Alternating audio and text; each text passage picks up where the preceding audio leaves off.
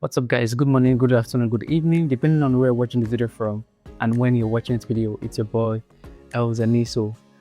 Today we're going to be doing a new series, and the series is this. So we're going to have like a design. That design we're going to replicate it on Photoshop, CorelDRAW, and Canva. And we're going to see how you can create this kind of design in these three software that I've listed out. So the first design we're going to look out for is something very simple and straightforward. This particular design, so we'll be using this model.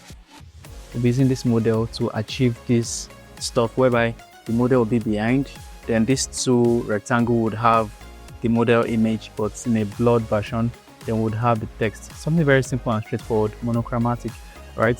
So yeah, let's just jump straight into it. This first video is going to be for Photoshop, so quickly my time starts now. All right, Photoshop as usual. All right, so we're going to be working with this. I'm going to just use a plain white background.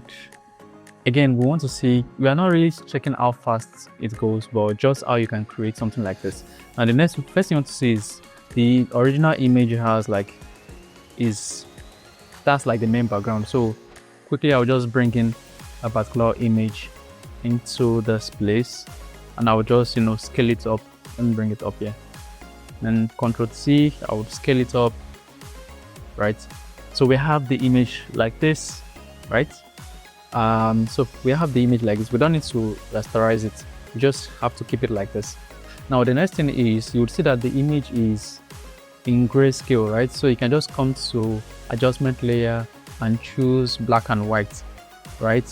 And you can leave it like this, or you can adjust it whichever way you get. So, but I'm not going to adjust it anyhow. Just leave it as default setting. Yeah, I just leave it as the default setting. All right, the next thing I want to then do is this. We're going to bring in these two rectangle, right? So to bring that in, let me bring this here. To bring that in, we'll just form, first thing, let's check. So two rectangles, right? Yeah. Yeah, two rectangles. So I'm going to just bring, let me bring this here. Don't pay attention to my time doctor. So two rectangles, we're going to just drag that. Yeah, we'll make sure it is white, right, with no stroke. Yeah. So the first rectangle, Ctrl J, duplicate it for the second rectangle. The spacing is cool. You can reduce. Yeah. So select the two rectangle, Ctrl T. Now you can adjust it whichever way you want to adjust it. But let's say we are good with this, right? Now you will notice that the background itself, the image itself, is in a white, background. It's in a different rectangle on a white background. So we'll also create a second rectangle and bring it somewhere here, right? Then Ctrl T. Instead of using Ctrl T, we can just go to our rectangle tool and just drag it down. Then drag this like this.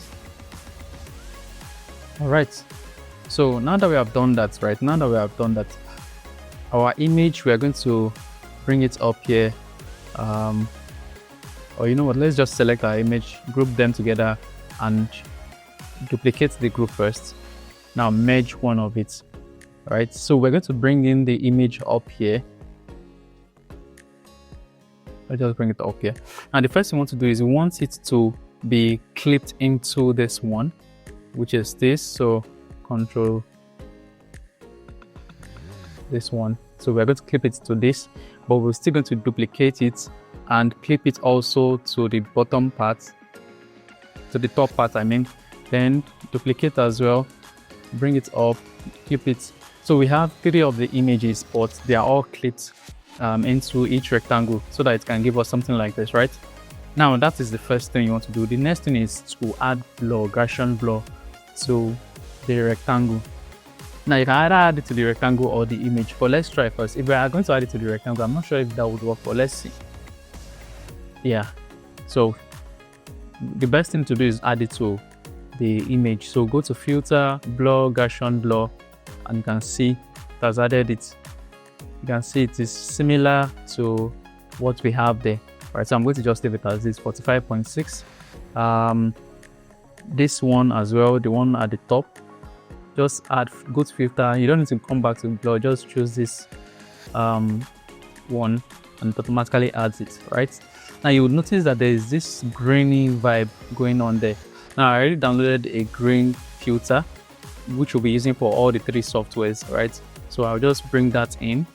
I would, increase the size like this, and it's going to affect only this one on the right hand side, right, which is this one. So I'll just clip it. So this, where's the clipping marks? Yeah, so we're just going to clip it to this, as you can see, right? Now the next thing is to just bring in the text quickly. So for the text, I'm going to just pick a random text here. I'll just pick this one. That's for this particular part. So let's go to our text tool, and for our fonts, let's use, we'll just use a random part.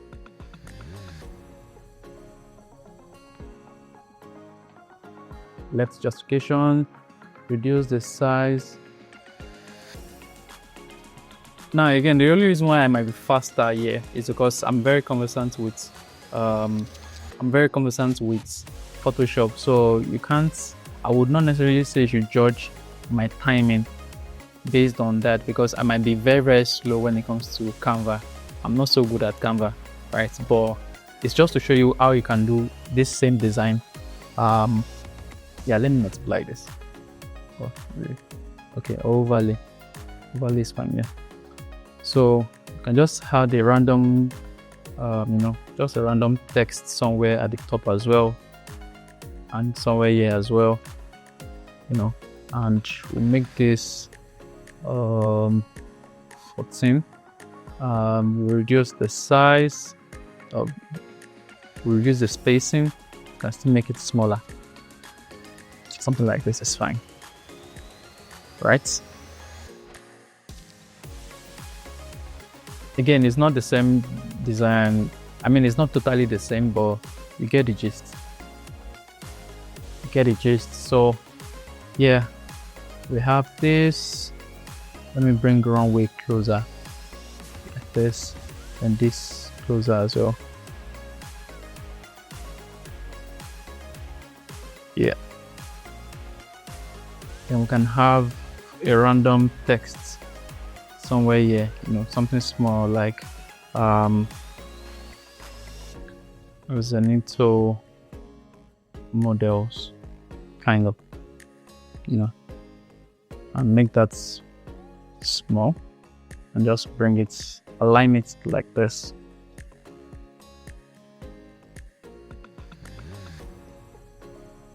Right. Or you can just bring it up here, just like we have on the main image. Right, something like this. Or if you don't, you can just bring it somewhere. I mean, it depends on what you're going for, and you can even make it smaller. I think it's too big. Yeah, I think it's too big. Anyways, this is a very, very quick, simple design. This text, you can do that yourself. I am not doing the text, and I'm not putting all those rectangle and stuff. I just wanted to show you how to achieve that particular concept of image being separated and all. So yeah, this is for Photoshop. When you're done, you can select or Ctrl+Shift+Alt+E.